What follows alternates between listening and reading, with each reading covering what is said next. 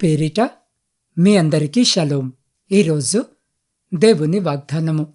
అలసి ఉన్న వారి ఆశను తృప్తిపరచుదును, కృషించిన వారందరినీ నింపుదును. ఇర్మియా గ్రంథము 31వ అధ్యాయము 24వ వచనం. ప్రియ సహోదరి సహోదరులారా, ఈ దినము వాక్య ధ్యానములోనికి వెళ్లే ముందు తలలు వంచి చిన్న ప్రార్థన చేసుకుందాం. మహా పరిశుద్ధుడా, ప్రేమామయుడవైన మా తండ్రి, ఈ పరిశుద్ధమైన లెంట్ దినాలలో మరొక నూతన దినములో నీ పాద సన్నిధికి వస్తున్నాం. అలసి ఉన్న వారి ఆశను తృప్తిపరచుదును, కృషించిన వారందరినీ నింపుదును అని మీరిచ్చిన వాగ్దానముకై వందనాలు. ప్రభువా, లోకపు శ్రమలతో పాపభారముతో అలసిపోయిన మా ప్రాణాలకు నీ వాక్యము ద్వారా నెమ్మదిని దయచేయండి. ఈ సమయమంతటిలో నీ ఆత్మ సహాయం మాకు అనుగ్రహించుమని యేసు పరిశుద్ధ నామమున అడిగి పొందుకొని ఉన్నాము తండ్రి, ఆమెన్. ప్రియ సహోదరి సహోదరులారా, ఈరోజు జీవాక్యము వినచిన్న మీ అందరికీ మన ప్రభువును ప్రియరక్షకుడైన యేసుక్రీస్తు జీవము కలిగిన నామమున ఈ నూతన దినపు శుభములను వందనములను తెలియజేస్తున్నాను. ప్రియులారా, మనము నివసిస్తున్న ఈ వేగవంతమైన ప్రపంచంలో ప్రతి ఒక్కరూ ఏదో ఒక పరుగులో ఉన్నారు. ఉదయం లేచింది మొదలు రాత్రి పడుకునే వరకు బాధ్యతలు, ఒత్తిళ్లు, భవిష్యత్తు గురించిన ఆందోళనలు మనల్ని వెంటాడుతూనే ఉన్నాయి. కేవలము శారీరకంగానే కాకుండా మానసికంగా, ఆత్మీయంగా కూడా మనమెంతో అలసట అనుభవిస్తున్నాం. ఈ అలసట కేవలము నిద్రపోతే పోయేది కాదు, ఇది ఆత్మకు సంబంధించిన అలసట. ఇర్మియా ప్రవక్త ఈ మాటలు రాసినప్పుడు ఇశ్రాయేలు ప్రజలు బబులోను చెరలో ఉండి తమ దేశాన్ని, దేవాలయాన్ని కోల్పోయి ఎంతో విచారంలో ఉన్నారు. దేవుడు మనల్ని మరిచిపోయాడా అని వారు కృషించిపోతున్న సమయంలో దేవుడు ఇర్మియా ద్వారా ఈ నిరీక్షణ సందేశాన్ని పంపాడు. దేవుడు తన ప్రజలను విడిచిపెట్టేవాడు కాదు, వారిని తిరిగి సమకూర్చి వారి ఆత్మలకు నెమ్మదినిచ్చేవాడని ఈ వచనము నొక్కి చెప్తుంది. ఈ లెంట్ దినాలలో మన ఆత్మీయ ప్రయాణంలో ఒక ఓయాసిస్ వంటివి. ఎడారిలో ప్రయాణించే యాత్రికుడికి నీటి ఊట ఎలాగో పాపభారముతో, లోకపు శ్రమలతో అలసిపోయిన విశ్వాసికి ఈ కాలము అటువంటిది. అవును ప్రియులారా, అలసిన వారు ఎవరంటే బాధ్యతలు, అనారోగ్యము లేదా పోరాటాలతో అలసిపోయినవారు.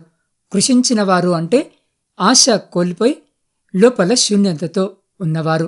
ప్రియులారా, మన దేవుడు కేవలము చూసి జాలిపడేవాడు కాదు, మనని తృప్తిపరిచి నింపే మన దేవుడు. ఒకానొక సమయంలో ఒక యాత్రికుడు ఎడారిలో ప్రయాణిస్తూ తన దగ్గర ఉన్న నీళ్లన్నీ అయిపోయి దప్పికతో అలసిపోయి పడిపోయాడు. ఎండ తీవ్రతకు అతని శరీరమంతా కృషించిపోయింది. ఇక నా పని అయిపోయింది అనుకుంటున్న సమయంలో ఒక సజ్జనుడు అతడిని చూసి నీడకు చేర్చి చల్లని నీరిచ్చి బలవర్తకమైన ఆహారము పెట్టాడు. ఆ నీరు అతని దప్పికను అంటే ఆశను తీర్చింది. ఆ ఆహారము అతన్ని నీరసాన్ని పోగొట్టి శక్తితో అంటే నింపుదల నింపింది. అవును ప్రియులారా, మన జీవిత ప్రయాణములో పాపమనే ఎడారిలో మనము కూడా ఇలాగే అలసిపోతాము. లోకపు సంతోషాలు మనల్ని తృప్తిపరచలేవు. కాని క్రీస్తు శిలువ వైపు చూసినప్పుడు ఆయన కార్చిన రక్తము మన పాప భారము నుండి మనకు ఉపశమనాన్నిస్తుంది. ఆయన వాక్యము మనల్ని బలపరుస్తుంది. దేవుడు ఇర్మియా ద్వారా చెబుతున్న మాట, నేను నిన్ను తృప్తిపరుస్తాను అని. ఈ లెంట కాలములో ఈ వాక్యము వినుచున్న మీరు దేని గురించి అలసిపోయారు? ఆర్థిక ఇబ్బందుల, కుటుంబ సమస్యల? లోకరక్షకుడైన యేసు క్రీస్తు వద్దకు రండి. ఆయన మీ ఖాళీ హృదయాలను తన కృపతో ఎలా నింపుతాడో ఈ వాక్యము ద్వారా తెలుసుకుందాం. అవును ప్రియులారా, దేవుడు నీ ఆశను తృప్తిపరుస్తాడు. కృషించిన నిన్ను లేవనెత్తి మేలులతో నింపుతాడు. ఆయనకు శక్తి ఉంది. ఈ రోజున నీ పరిస్థితి బాగోలేకపోవచ్చు, నిన్నెవరూ పట్టించుకోకపోవచ్చు, నిన్నందరూ చీదరించుకుంటూ ఉండొచ్చు. కాని యేసయ్య నీ వైపు చూస్తున్నాడు. ఆయన నీ ఆశను నెరవేరుస్తాడు. బాధతో, దుఃఖముతో, కలువరముతో నీవు ఉంటూ ఉండగా వాటన్నిటినీ దేవుడు నీ నుండి తీసివేస్తాడు. మనుషులు అను ప్రతి ఒక్కరూ అలసిపోతారు. కొంతమంది పని చేసి అలసిపోతారు, ఇంకొంతమంది ఇతరులకు చెడు చేసి అలసిపోతారు, మరికొందరు పాపము చేసి అలసిపోతారు. విసుగొచ్చేస్తుంది. అయితే దేవుడు మాట్లాడుతుంది అలాంటి అలసటను గురించి కాదు. సమస్యల నుండి బయటపడాలని ఎంతో ప్రయాసపడుతుంటారు, కాని వారి వలన కాదు. వారు అనుకున్నది నెరవేరాలని అనుకుంటారు, కాని చేయలేరు. వారి యొక్క జీవితాన్ని కట్టుకోవాలని అనుకుంటారు, కాని అది కట్టబడదు. వారికున్న వ్యాధి బాధలన్నిటి నుండి బయటపడాలని ప్రయత్నిస్తారు, కాని అవి తగ్గవు. ఇలా ఏ సమస్యలోనైతే వారున్నారో ఆ సమస్య నుండి వారు తప్పించుకోవాలనే మంచి ఆశను దేవుడు తప్పకుండా నెరవేరుస్తాడు. మంచి ఉద్యోగము సంపాదించాలండి, ఎలా అయినా కుటుంబాన్ని, నా తల్లిదండ్రులను చూసుకోవాలి అనుకుంటున్నావా? నా భర్త మారాలండి, దేవుని సన్నిధికి రావాలి, వ్యసనాలు వదిలి వేసుకోవాలి అనే ప్రయత్నంలో ఉన్నావా? నా బిడ్డకు మంచి సంబంధము రావాలి అని ప్రయాసపడుతున్నావా? దేవుడు నీ అలసటను చూస్తాడు. తప్పకుండా నీ ఆశను ఆయన తృప్తిపరుస్తాడు. నీ జీవితమును నువ్వు ఊహించని విధముగా మేలులతో నింపుతాడు. ఇర్మియా రాసినటువంటి ఈ గ్రంథమంతా కూడా దేవుని యొక్క వాగ్దానాల గురించే, ఆయన నెరవేర్పులను గురించే ఉంటుంది. ఇశ్రాయేలీలు తమ యొక్క అవిధేయత వలన, వారి పాపము వలన, విగ్రహ ఆరాధన వలన బబులోనులో బందీలుగా మారుతారు. దేవుని మంచితనమును వారు చేతగానితనమనుకొని, మేమేమి చేసినా దేవుడు ఏమీ అనడు అని అన్నీ ఇచ్చిన దేవుణ్ణి తృణీకరించారు. అందుకే వారు బందీలుగా వెళ్లారు. అయితే ఈరోజు కొందరు విశ్వాసుల జీవితాల్లో అనుకోని సమస్యలు ఎందుకు వస్తున్నాయి అనంటే, అది బహుశా వారి యొక్క అవిధేయత వలన అయ్యుండవచ్చు. దేవునికి ప్రాముఖ్యత ఇవ్వక తృణీకరించిన వారుగా వారు ఉండి ఉండవచ్చు. అయితే అందుకే వారు కొన్ని ఇబ్బందులను ఎదుర్కొంటున్నారు. ఒకవేళ ఈరోజు ఈ వాక్యము వినిచిన్న నీవు వారిలో ఉన్నావేమో, ఒక్కసారి ఆలోచించుకో. అయితే బబులోనులో బందీలుగా ఉన్నటువంటి వారితో పాటు దేవుడు ఉన్నాడు. వారిని విడిచిపెట్టలేదు. ఆయన వారికి దేవుడు కాకుండా పోలేదు. ఎన్నో ఏండ్లుగా బబులోనులో బందీలుగా ఉన్నారు. బహుశా ఎన్నోసార్లు ప్రయత్నించి ఓడిపోయి విసిగిపోయి ఉండొచ్చు. ఇక ఆశలు లేక నిరాశతో వారు బ్రతుకుతున్నారు. వారిక్కడే మన జీవితము ముగిసిపోతుంది అని వారు ఊహించుకుంటూ ఉన్నారు. అటువంటి సమయంలో దేవుడు ఇర్మియా ప్రవక్త ద్వారా వారికి ప్రకటిస్తున్నాడు, మీరందరూ మరలా మీ సొంత ప్రాంతమునకు చేర్చబడతారు.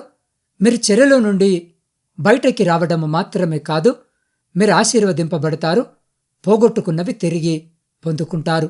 ఏది తక్కువ కాకుండా దేవుడు మిమ్మల్ని పోషిస్తాడు అని ప్రకటిస్తున్నాడు. ప్రియ సహోదరి, సహోదరులారా, ఈరోజు ఈ వాక్యము వినిచిన్న నీవు నిరాశలో ఉండిపోయావా? నీతో దేవుడు మాట్లాడుతున్నాడు.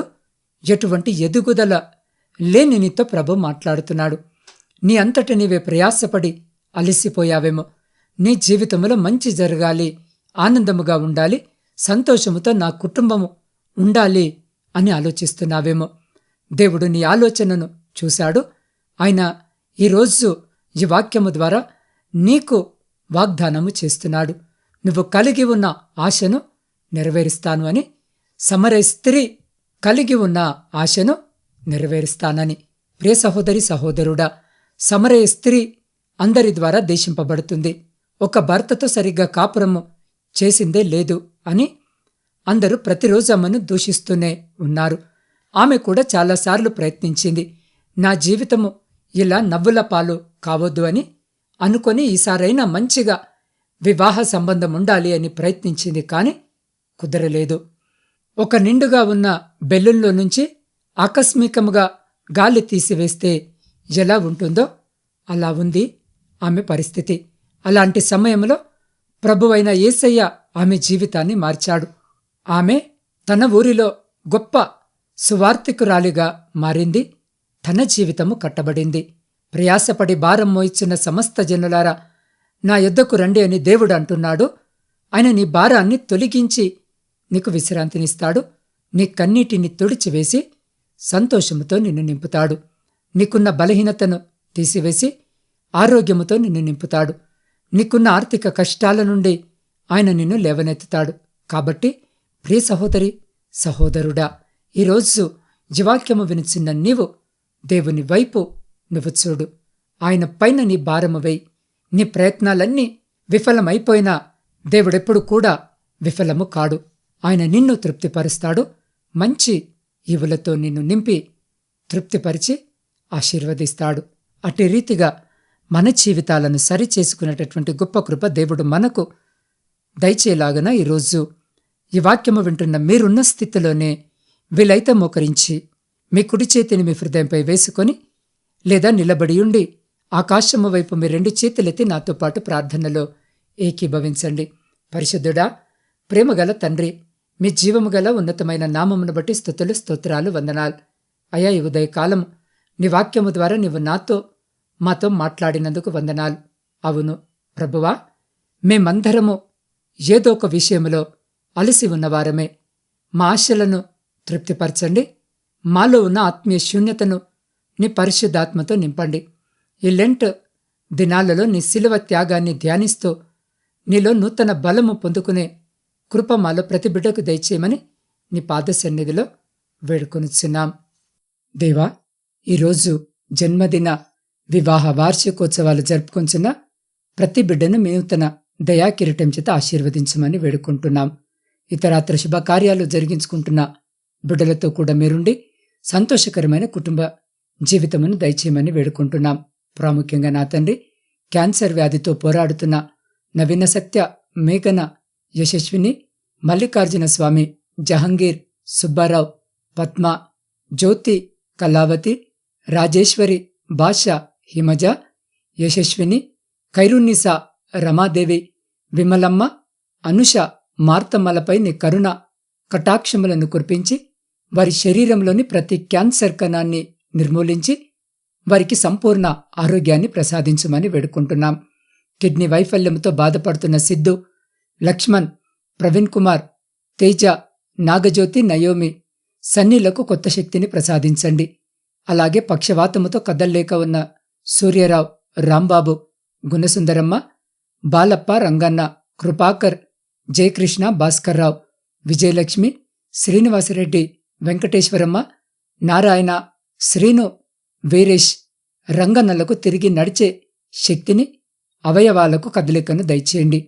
గుండె సంబంధిత వ్యాధులతో ఉన్న Pavan, Sugunavathi, Jayamma, Susheela, Sharon, Mary, Sebastian, Anandarao, ప్రభావతులకు గుండె నిబ్బరాన్ని, ఆరోగ్యాన్ని దయచేయండి. అయ్యా, తెలియని వ్యాధులతో బాధపడుతున్న రత్నను జ్ఞాపకము చేసుకోండి. అల్సర్తో బాధపడుతున్న అనితకు సంపూర్ణ స్వస్థతను దయచేయండి. అనేక మాసాలుగా కోమాలో ఉన్న నానికి స్పృహను ప్రసాదించి తిరిగి జీవితాన్ని దయచేయమని వేడుకుంటున్నాం. బ్రెయిన్ ట్యూమర్తో ఉన్న లీలావతి, ప్రశాంతి, జైపాల్ రెడ్డిలకు మేలు చేయండి. అయా, 10 ఏళ్లుగా ఒంటరితనముతో భయముతో ఉన్న సజిత్కు మనశ్శాంతిని దయచేయండి. ఆర్థరైటిస్తో బాధపడుతున్న నా తండ్రి, కీర్తన, వెంకటేశ్వరమ్మ, నూకరత్నములను జ్ఞాపకము చేసుకోండి. వారికున్న నరాల బలహీనత నుంచి విముక్తిని కలిగించమని వేడుకుంటున్నాం. అయా, హెచ్ఐవితో బాధపడుతున్న లక్ష్మిని, కుమారిని జ్ఞాపకము చేసుకుని నా తండ్రి స్వస్థపరచమని వేడుకొంచున్నాం. వెన్నుముక దెబ్బతిన్న గోపాలరెడ్డికి, జ్ఞాపక శక్తిని కోల్పోయిన సుజాతకు, అయా, దుష్టశక్తులతో ఇబ్బంది పడుతున్న అఖిలకు నిరక్షణ కవచాన్ని ప్రసాదించమని వేడుకుంటున్నాం. ప్రభువా, ఈ పేర్లన్నీ మీకు తెలుసు నాయన. వారి వేదన మీకు తెలుసు. వారి కన్నిటిని తుడిచి వారి కుటుంబాలకు ధైర్యాన్ని దయచేయండి. నీ అద్భుతమైన స్వస్థత స్పర్శ ద్వారా వీరందరూ తిరిగి ఆరోగ్యవంతులుగా మారి నీ నామానికి సాక్షులుగా నిలబడాలని వేడుకుంటున్నాం. ప్రాముఖ్యంగా తండ్రి, ఈ సమయంలో నాత్మీయ కుటుంబ సభ్యులందరినీ మీ పరిశుద్ధ పాదాల చెంతకు తీసుకొని వస్తుండగా వారి ప్రతి ప్రార్థన విన్నపాన్ని మీరు ఆలకించి అంగీకరించి ప్రతి న్యాయమైన కోరికకు మీరు సమాధానము దయచేసి మీ ఆకాశపు వాక్యాలను విప్పి మీ సమృద్ధికరమైన దీవెన ఆశీర్వాదాల చేత బిడ్డలను దీవించి ఆశీర్వదించి తృప్తిపరిచి మీ కృపలో భద్రపరుచుకొని ముందుకు నడిపించమని మా ప్రభువును మీ ప్రియకుమారుడైన యేసు క్రీస్తు శక్తి కలిగిన నామమున ప్రార్థించి స్తుతించి అడిగి పొందుకొనియున్నాము తండ్రి. ఆమెన్.